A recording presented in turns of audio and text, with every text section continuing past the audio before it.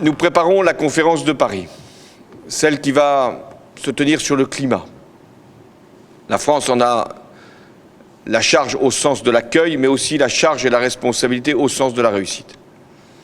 Nous avons, avant même la tenue de cette conférence, lancé un certain nombre d'initiatives.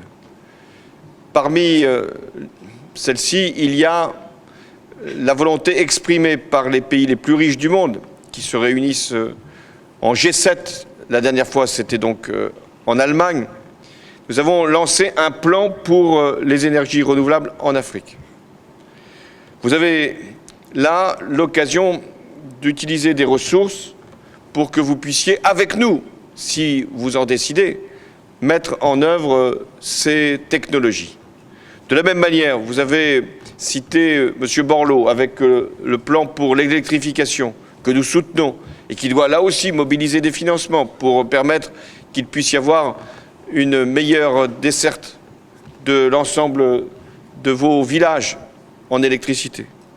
Mais nous voulons également que la conférence sur le climat puisse être non pas simplement un accord juridique, non pas simplement une somme de contributions ou une somme d'initiatives, mais puisse dégager des financements importants, 100 milliards de dollars à partir de 2020. D'ores et déjà un fonds vert qui a été constitué, 10 milliards de dollars. Ces fonds doivent être, pour l'essentiel, destinés aux pays en développement, aux pays émergents. Ces fonds doivent pouvoir financer des projets de haute technologie. Ces fonds doivent pouvoir être essentiellement dirigés vers l'efficacité énergétique, l'économie circulaire, le développement des renouvelables. Ces fonds qui cumuleront des ressources publiques, des ressources privées, de multiples institutions internationales, financières, bancaires, avec les concours des États. Ces fonds ne doivent pas rester simplement une annonce ou simplement des comptes bancaires qui attendraient d'être utilisés. Il ne dépend que de vous, que de nous, que ces fonds soient véritablement mobilisés avant même 2020. Mais à partir de 2020, ils seront au niveau que je viens d'indiquer, 100 milliards, pour que nous puissions multiplier les projets. L'enjeu, c'est d'assurer, à travers la lutte contre le réchauffement climatique, le passage à un rythme beaucoup plus rapide de développement des pays comme le Bénin, de pouvoir faire accéder, grâce aux nouvelles technologies, le plus vite possible à des niveaux de bien-être, de confort, également de préservation de l'environnement, un pays comme le vôtre et une population comme la vôtre. Donc nous devons, bien sûr, chercher l'accord, et je sais pouvoir compter sur votre soutien pour la conférence sur le climat. Mais après cet accord, si il est au niveau que nous espérons, nous aurons une grande bataille à mener. Et je souhaite, Président, que vous soyez dans cette bataille. Je veux aussi annoncer 2 projets majeurs pour le Bénin, puisque nous allons consacrer près de 30 millions d'euros, soit 20 milliards de francs CFA, pour aider les villes de Porto Novo et de Cotonou à concilier développement urbain, lutte contre le réchauffement climatique et combat contre la pauvreté. Parce que l'enjeu urbain, c'est l'enjeu de demain. La population mondiale va continuer à augmenter, 10 milliards en 2050. Les 2 tiers de cette population seront dans les villes. Pour beaucoup, ces villes ne sont pas encore bâties. Pour d'autres, elles sont aujourd'hui saturées. Comment allons-nous faire? Comment allez-vous faire? Et nous devons faire en sorte que les élus de ces villes, et je les ai rencontrés hier, c'était à Lyon, que les États, les gouvernements, que les institutions internationales aient ce projet urbain pour le monde, et notamment pour le continent africain. Parce que c'est sur le continent africain qu'il y aura le plus de projets de villes nouvelles ou d'agglomérations, de métropoles qui pourront maintenant être imaginées pour les années qui viennent. Nous avons un autre enjeu. Que faire de l'espace rural? Que faire de ces territoires qui risquent d'être vidés progressivement de leur population, avec les risques que l'on sait aussi bien pour le climat que pour l'agriculture et donc pour l'alimentation. Le territoire, votre territoire, c'est l'enjeu de la conférence sur le climat. Alors nous devons favoriser d'ores et déjà les grandes mutations urbaines, et la France et le Bénin veulent là aussi être exemplaires à travers ce que nous allons faire sur Porto Novo et Cotonou, réhabiliter les quartiers précaires, lutter contre les conséquences des inondations, protéger la lagune, traiter les déchets et valoriser au mieux votre formidable patrimoine. Parce que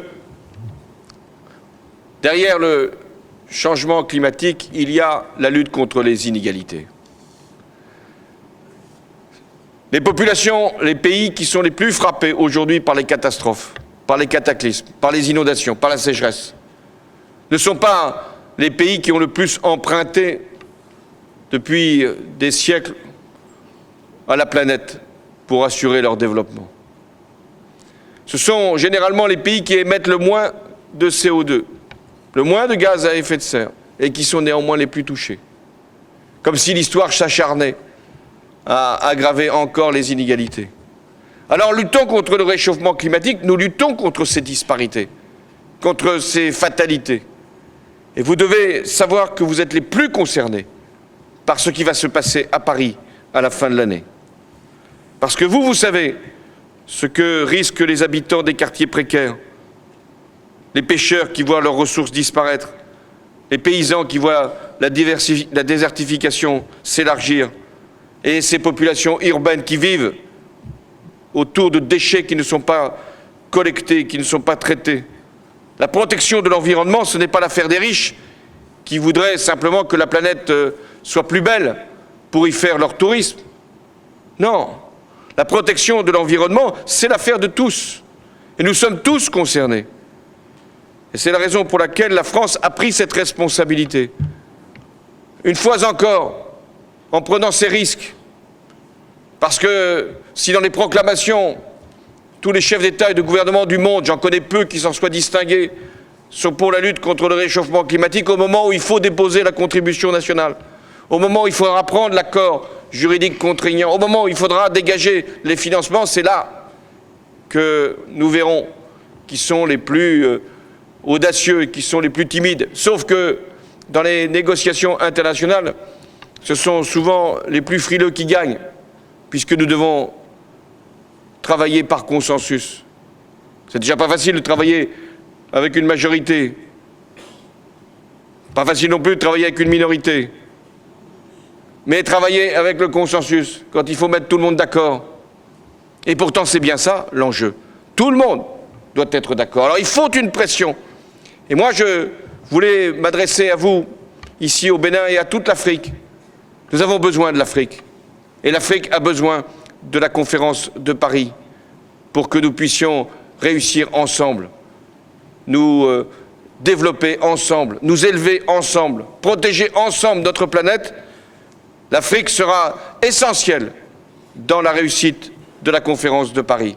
Dans quelques jours, il y aura la conférence d'Addis Abeba sur le développement, où il faudra montrer qu'il y a un lien qui doit être établi entre développement, lutte contre le réchauffement climatique et sécurité, et prévention des mouvements de population et des déplacements. Alors, chaque étape comptera. La conférence d'Addis Abeba au mois de juillet, l'Assemblée générale des Nations unies au mois de septembre, le sommet du G20 au mois de novembre, et puis ensuite la conférence de Paris. La France sait qu'elle peut compter sur vous, elle sait qu'elle peut compter sur l'Afrique pour défendre la planète, mais vous savez aussi que la France sera toujours à vos côtés, indissolublement à vos côtés, parce que nous partageons ensemble, ici, notamment au Bénin, les mêmes enjeux, les mêmes ambitions, les mêmes volontés. Nous avons pour le développement de notre planète, nous avons pour le respect de la nature, nous avons pour les droits humains les mêmes volontés, les mêmes ambitions. Je vous remercie de soutenir les efforts de la France et sachez bien qu'ici, au Bénin, nous soutiendrons tous vos efforts pour votre sécurité, votre développement et votre démocratie. Merci.